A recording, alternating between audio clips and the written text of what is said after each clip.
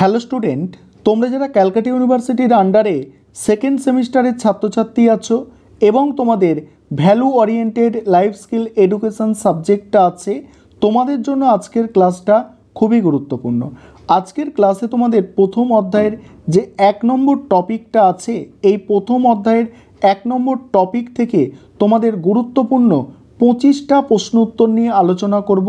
এবং তোমরা জানো তোমাদের এই ভলসি যে পেপারটা আছে কমন ভ্যালু অ্যাডেড কোর্সের মধ্যে, এটা থেকে তোমাদের এমসিকিউ প্রশ্ন উত্তর হয়, তাই এগুলো তোমাদের প্রশ্ন উত্তর আকারে দেওয়া হয়েছে, কিন্তু এখান থেকে তোমাদের এমসিকিউ প্রশ্ন উত্তর তোমরা পরীক্ষায় পেয়ে যাবে।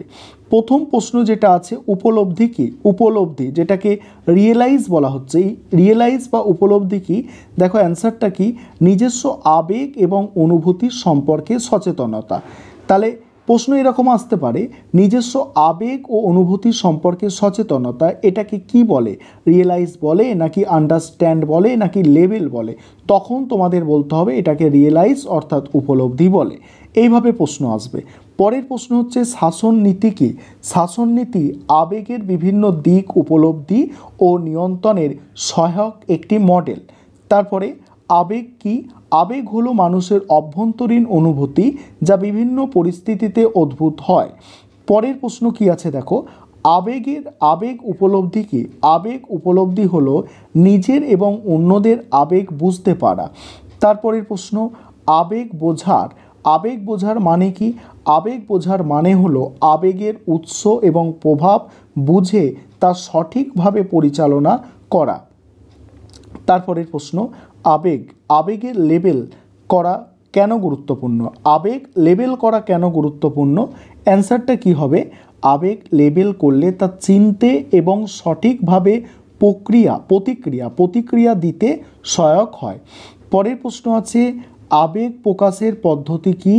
আবেগ প্রকাশ মানে হলো নিজের অনুভূতি সঠিকভাবে অন্যদের জানানো। তারপরের প্রশ্ন, আবেগ নিয়ন্ত্রণ কিভাবে করা যায়? আবেগ নিয়ন্ত্রণের মানে হলো আবেগের ওপর সঠিকভাবে প্রভাব রাখা। তারপরে নিজেকে মূল্য দেওয়ার প্রয়োজনীয়তা কি? নিজেকে মূল্য দিলে আত্মবিশ্বাস ও আত্মসম্মান বৃদ্ধি পায়। তারপরের প্রশ্ন, মন মোটামুটি রাখা কি?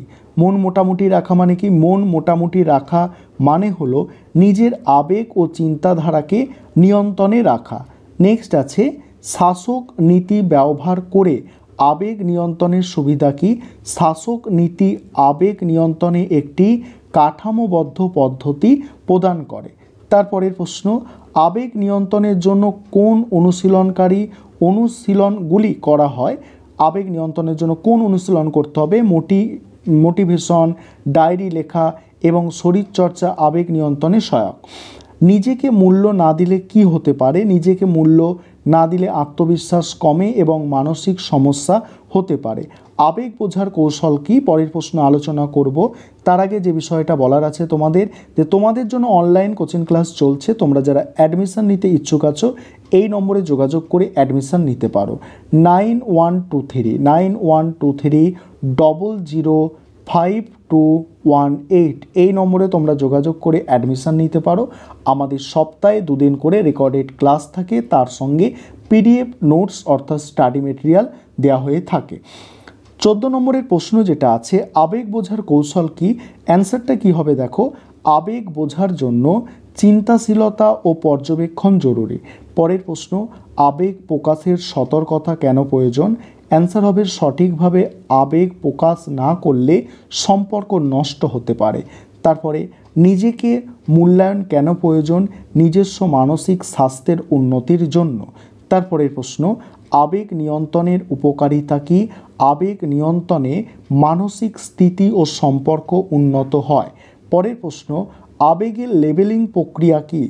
আবেগের লেবেলিং প্রক্রিয়া হলো নির্দিষ্ট নামকরণ করা। তারপরে কি প্রশ্ন আছে দেখো, নিজেকে মূল্য দেওয়ার উপায় কি? নিজেকে সময় দিন, নিজের কৃতিত্বকে স্বীকৃতি দিন। তারপরে আবেগের প্রকাশের ভালো উপায় কি? আবেগ প্রকাশের ভালো উপায় হলো সংবেদনশীলতা ও সততা। মন শান্ত রাখার উপায় হচ্ছে ধ্যান করা। আবেগ নিয়ন্ত্রণ করতে হলে কি করতে হবে? ধ্যান ও শ্বাস প্রশ্বাস নিয়ন্ত্রণ করতে হবে। আবেগ নিয়ন্ত্রণে মোটিভেশনের ভূমিকা কি? মোটিভেশন মনকে শান্ত রাখে ও আবেগ নিয়ন্ত্রণে সহায়ক। পরের প্রশ্ন, আবেগ বোঝার জন্য কি করতে হবে? নিজের অভিজ্ঞতা ও আবেগ সম্পর্কে চিন্তা করতে হবে, চিন্তা করা।